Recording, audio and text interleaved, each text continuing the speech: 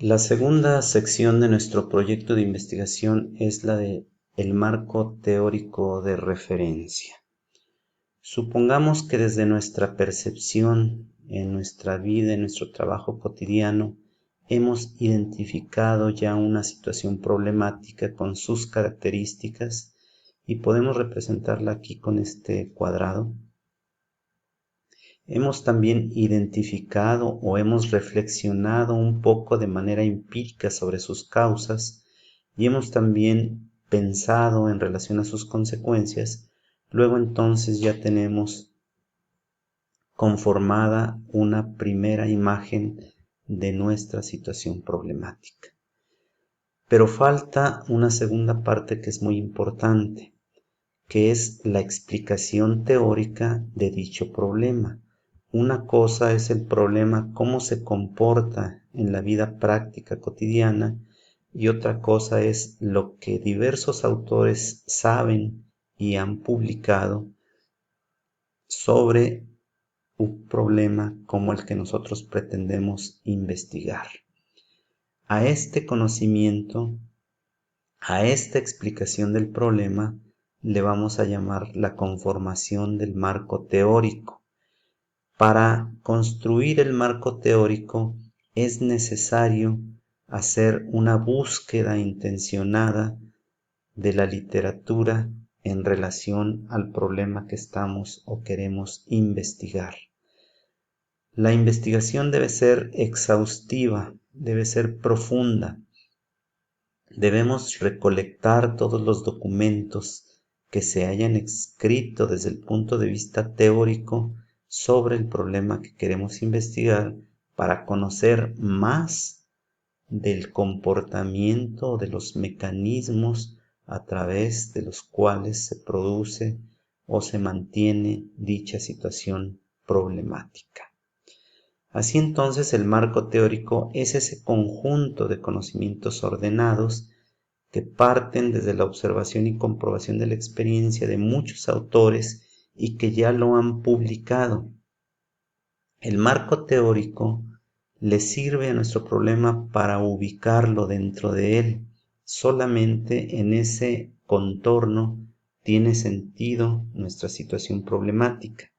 El marco teórico también, aparte de que permite saber todo en relación, todo lo que se sabe en relación a nuestra situación problemática, también nos permite identificar aquellos puntos o lagunas de conocimiento, puntos oscuros que son el motivo de nuestra investigación.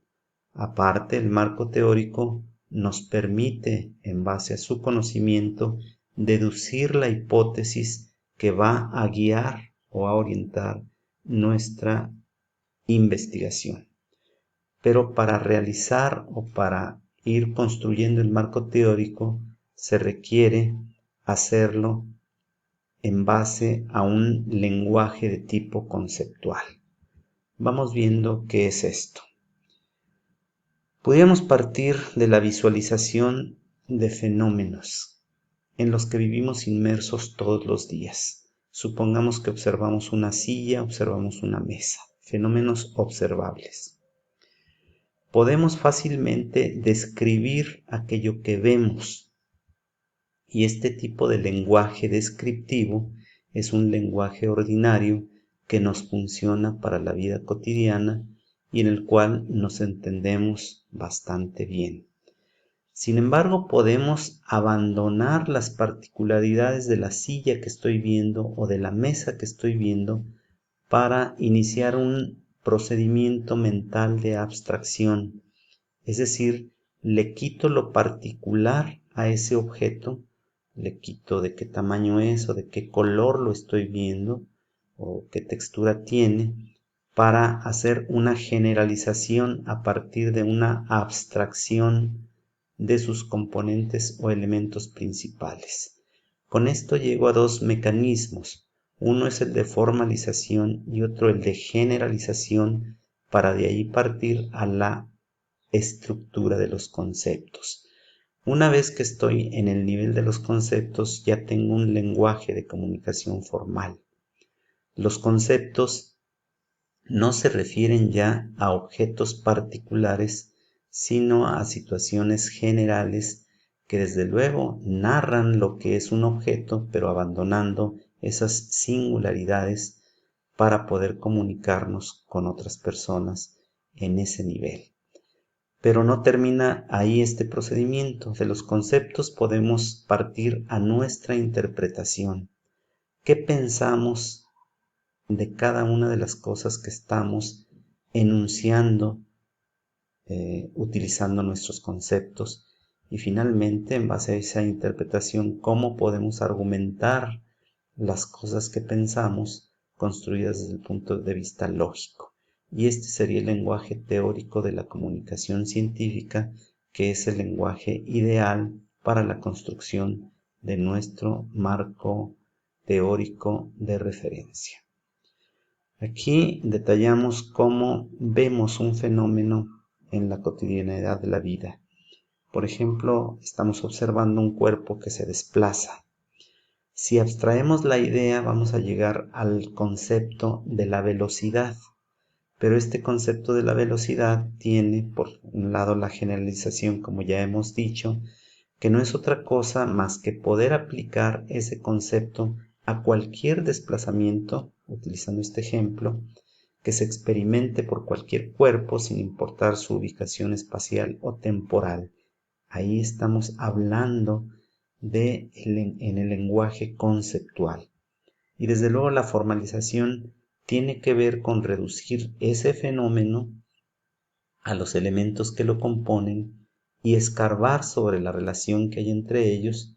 Por ejemplo, en este caso que estamos mencionando, la velocidad, pues tiene dos componentes, la distancia y el tiempo, y estaríamos hablando de la relación que existe entre ellos. Estamos desmenuzando el concepto de velocidad. Bien, entonces, en el marco teórico, pues hay distintas maneras para proceder en su documentación. Aquí lo que estamos sugiriendo es que se conforme por tres grandes apartados. En los dos primeros hay dos tipos de conocimiento un poquito distintos, aunque ambos son conocimiento científico. En el primero, pues vamos a hablar de la situación problemática, explicando, describiendo, argumentando e interpretando todo lo que corresponda en relación a nuestra situación problemática. Y en el último, en el tercero, pues vamos a estar hablando de cómo se relaciona toda esta información a nuestro problema concreto de investigación. El primer apartado se llamará corriente de pensamiento o teoría desde donde se explique la naturaleza del problema. Y aquí hay que pensar en los distintos campos disciplinares desde los cuales vamos a ver y a explicar teóricamente nuestro problema. Así entonces un problema, por ejemplo, de comportamientos, pues tal vez pueda verse desde la psicología, tal vez pueda verse desde la sociología o desde la antropología. Un problema médico de alteración, una enfermedad, pues a lo mejor puede verse desde la fisiología, desde la farmacología, etc. Otro tipo de problemas, por ejemplo, del campo de la mercadotecnia, otros tipos de problemas estarán ubicados en el campo de la física o de las matemáticas, etc. Esta primera parte es la más teórica, es donde más frecuentemente se utilizará el lenguaje conceptual, un lenguaje que no está referido a ninguna situación en particular. Aquí hay que hablar o hay que ahondar en la naturaleza del problema desde el punto de vista de la teoría, sus características, elementos, aspectos y todo aquello que haya que saber sobre el problema, puesto que este es un conocimiento que se recoge a partir de la información que hicimos en la búsqueda de nuestras referencias bibliográficas, pues este apartado, los dos que siguen, están nutridos de citas bibliográficas que se corresponden con la sección de referencias bibliográficas de nuestro documento. El segundo apartado se llama antecedentes científicos y aquí difiere un poquito del apartado anterior.